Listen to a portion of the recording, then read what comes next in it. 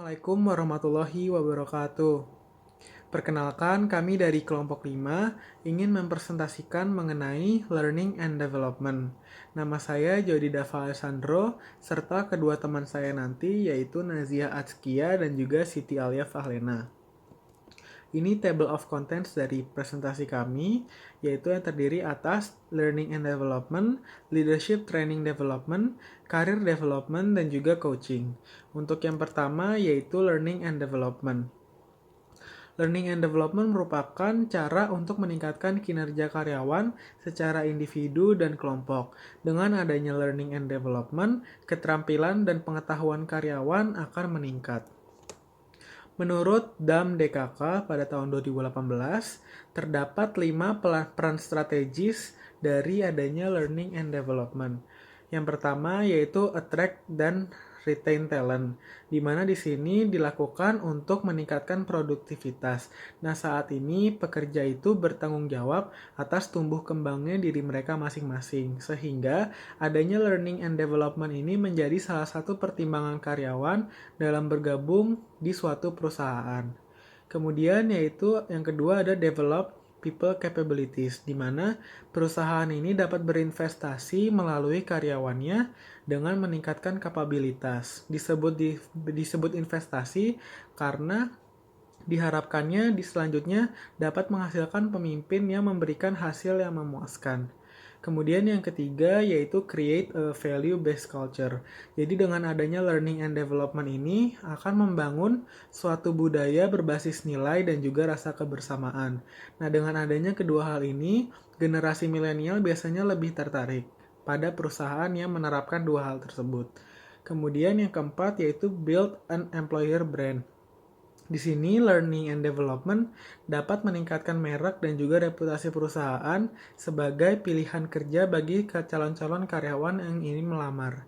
Kemudian yang kelima yaitu motivate and engage employees, di mana di sini melibatkan karyawan dengan memberikannya peluang untuk belajar dan juga mengembangkan kompetensi barunya, sehingga mereka ini akan lebih tertarik dan cenderung puas terhadap perusahaannya. Kemudian selanjutnya, menurut Chartered Institute of Personnel Development, terdapat 3 tren dalam learning and development. Yang pertama, on-the-job training, di mana ini merupakan sebuah pelatihan bagi pegawai baru dan juga seseorang yang berada di jabatan yang baru. Kemudian in-house development programs, di mana ini merupakan program pengembangan yang didesain khusus untuk menjawab sebuah kebutuhan ataupun tantangan dari suatu perusahaan. Dan yang ketiga yaitu coaching by line managers or peers, di mana di sini seperti bimbingan oleh manajer dan juga sebayanya secara langsung. Kemudian yang selanjutnya yaitu leadership training development. Pengembangan pemimpin itu perlu untuk dilakukan agar dapat menjalankan tugas dan tanggung jawabnya secara efektif jika sudah menduduki posisi yang dipilih. Nah, untuk memenuhi kebutuhan perusahaan terhadap pemimpin itu penting untuk melakukan learning and development secara internal dari perusahaannya. Nah, fungsi learning and development leadership training development program ini bagi perusahaan itu terdapat 4. Yang pertama, menciptakan pemimpin potensial, yaitu membantu perusahaan untuk mengembangkan pemimpin yang berpotensi untuk menduduki jabatan yang lebih tinggi. Kemudian yang kedua, yaitu mengelola retention dan juga engagement karyawan. Nah, dengan adanya training ini, pengembangan itu jadi salah satu pertimbangan karyawan dalam bertahan di suatu perusahaan. Kemudian yang ketiga yaitu sebagai sarana untuk mengkomunikasikan nilai, visi, dan misi perusahaan. Serta yang terakhir yaitu untuk investasi jangka panjang, di mana dapat menghasilkan hasil yang memuaskan di masa depan karena investasi jangka panjang ini akan lebih efektif dari rekrutmen yang dilakukan secara profesional. Halo teman-teman, saya Siti Alia. Saya akan menjelaskan tentang career development. Nah, career development itu kalau secara tradisional diartikan sebagai program yang membantu pegawai menjadi lebih maju di perusahaan. Sedangkan saat ini career development itu diartikan sebagai bagaimana individu bertanggung jawab terhadap jenjang karirnya masing-masing, sehingga perusahaan atau organisasi tugasnya hanya untuk mencocokkan antara keinginan karyawan dengan ketentuan perusahaan. Nah, sebelum kita berbicara lebih lanjut terkait career development, kita perlu tahu apa itu karir.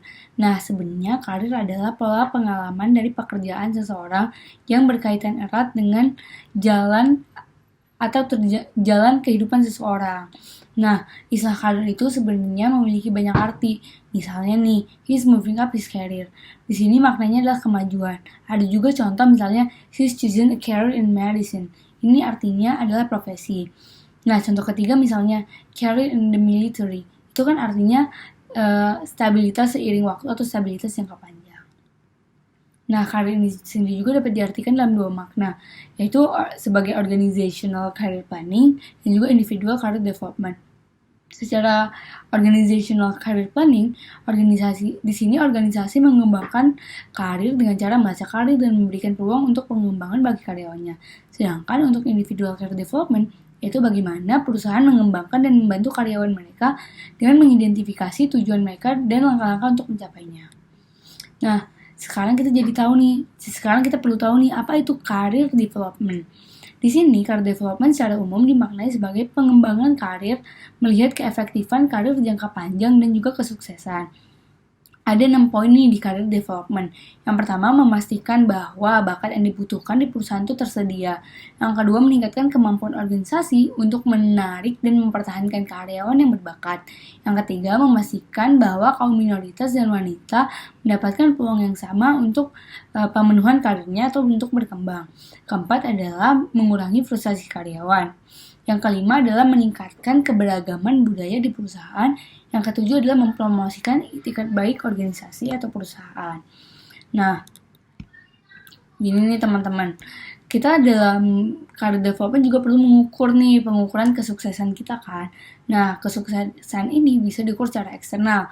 Misalnya dengan peningkatan jabatan, pendapatan, jenis pekerjaan, komitmen jangka panjang.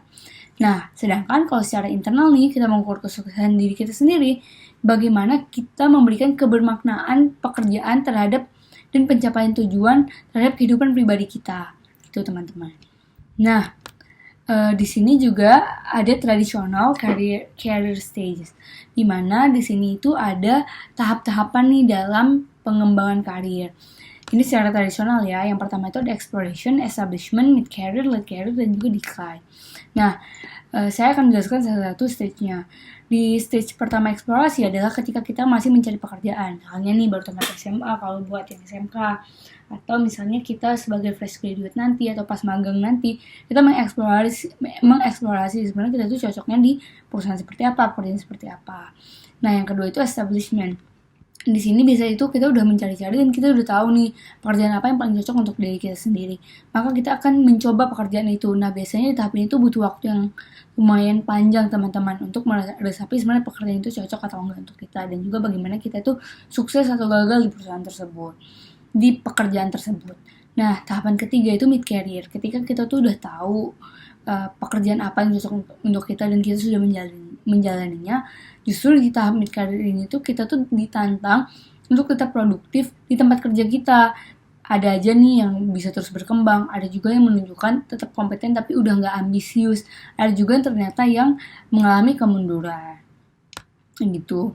Nah, di tahap keempat tuh late career. Di sini biasanya nih orang-orang sukses atau orang-orang yang udah berumur nih, biasanya yang udah berumur sukses di situ tuh biasanya dihormati jadi senior di tempat pekerjaan ini. Biasanya mereka tuh orang-orang SDM yang dibutuhkan untuk mengajarkan orang lain. Dan di tahapan terakhir itu tuh ada decline. Di sini artinya orang-orang sudah pensiun, di mana mereka bisa menikmati sisa hidup mereka dan mendapat perlindungan hukum. Tapi nyatanya sekarang itu gimana ya? Maksudnya nyatanya kadang orang yang udah pensiun itu yang ambisius dulunya biasanya suka stres karena udah nggak ada pekerjaan yang bisa dilakukan lagi gitu. Makanya kadang-kadang perusahaan ada aja cara untuk tetap mendayakan orang-orang seperti ini. Seperti misalnya tetap berkontribusi bekerja berkelanjutan, baik dibayar maupun sukarela, untuk mengajar gitu. Nah, moving up to next pembahasan yaitu career choices and preference. Di sini Hasil pilihan karir yang baik memberikan konsep diri yang positif dan peluang untuk melakukan pekerjaan yang kita hargai. Di sini kita itu ada model-model untuk membantu kita mencocokkan keterampilan antara karyawan dan karir. Biasanya dipakai oleh manajer ya model-model ini, karena biasanya manajer menggunakan model ini untuk mencocokkan antara kepribadian dengan karir atau keterampilan dengan karir. Tuh. Yang pertama ada Holland Vocational Preference. Di sini pada model ini biasanya tuh orang punya beragam preferensi pekerjaan. Nah, ketika karyawan menganggap pekerjaannya penting, maka Anda akan menjadi karyawan yang lebih produktif. Maka dari itu, untuk mencapai titik ini, manajer atau personali ya biasanya melihat bagaimana karyawan tuh punya minat yang sama dengan poin-poin yang diidentifikasi dengan 6 tema kejuruan pada Holland Vocational Preference ini. Yang pertama ada realistik, investigatif, artistik, social, enterprising, dan juga konvensional. Dari kejuruan inilah nanti akan dicocokkan pada pekerjaan yang sangat atau yang lebih cocok kepada pekerjaan tertentu di perusahaan itu, antara karyawan dengan pekerjaannya. Kemudian ada skin anchor. Di sini model ini menjelaskan bahwa sebenarnya nilai pribadi sangat menentukan apa yang penting bagi individu. Hal ini menunjukkan bahwa kesuksesan seorang dapat ditentukan oleh kecocokannya dengan pekerjaan yang dilakukan atau seberapa cocok dia dengan pekerjaan yang dilakukannya. Jadi sebenarnya nilai pribadi itu sangat menentukan pekerjaan yang dijalaninya. Nah, model terakhir itu ada Myers-Briggs Typology. Pada model ini ada 4 tipe kepribadian, di mana maksudnya manajer itu tuh mencocokkan sebenarnya karyawannya itu cocoknya di mana dengan tipe kepribadian ini.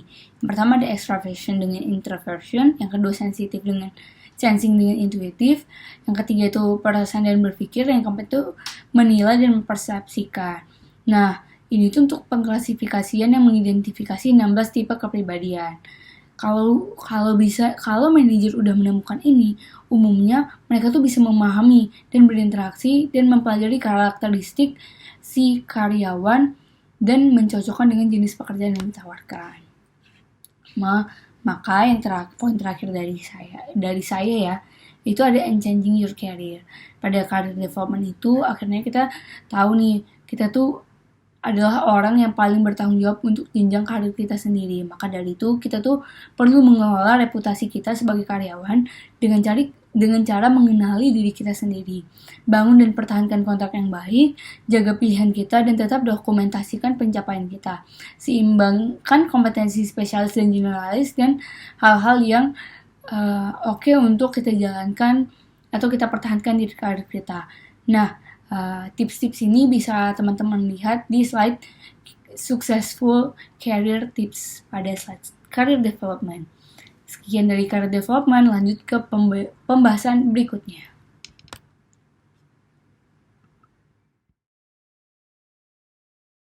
Jadi selanjutnya kita akan membahas mengenai coaching. Jadi menurut buku yang saya baca berjudul Coaching, Counseling, dan Monitoring yang ditulis oleh Florence M. Stone pada tahun 2007, coaching didefinisikan sebagai suatu proses di mana individu memperoleh keterampilan, kemampuan, dan pengetahuan yang mereka butuhkan untuk mengembangkan diri secara profesional dan menjadi lebih efektif dalam bekerja. Jadi, dalam coaching ini ada 5 prinsip dari coaching atau 5 principle of coaching yang terdiri dari ability to gather information, ability to listen to others, awareness of what's happening around you, ability to instruct employees, dan ability to give feedback. Jadi yang pertama itu ability to gather information. Itu adalah gimana caranya coach bisa mendapatkan informasi tanpa membuat karyawan merasa diinterogasi. Nah, informasi ini penting karena dengan informasi coach jadi tahu kapan waktu yang tepat untuk meng-hire sebuah karyawan atau kapan waktu yang tepat untuk memberikan arahan kepada karyawan. Kemudian ability to listen to others. Di sini seorang coach harus mampu mendengarkan dari berbagai sisi dan memberikan perhatian yang sama pada postur tubuh untuk menentukan perasaan apa yang sebenarnya dirasakan oleh karyawan di balik ucapannya. Nah, yang ketiga itu ada awareness of what's happening around you. coach harus sering berbicara dengan karyawan untuk melihat apakah ada masalah pribadi atau hambatan lain di tempat kerja yang nantinya dapat menurunkan produktivitas dari si karyawan. Nah, kemudian ada abilities to instruct employees. Seorang coach yang baik harus mampu melatih karyawannya, baik secara individual maupun secara kelompok. Yang terakhir ada ability to give feedback. Feedback dalam coaching ini merupakan hal yang sangat penting. Sedikit feedback lebih baik daripada tidak ada feedback sama sekali.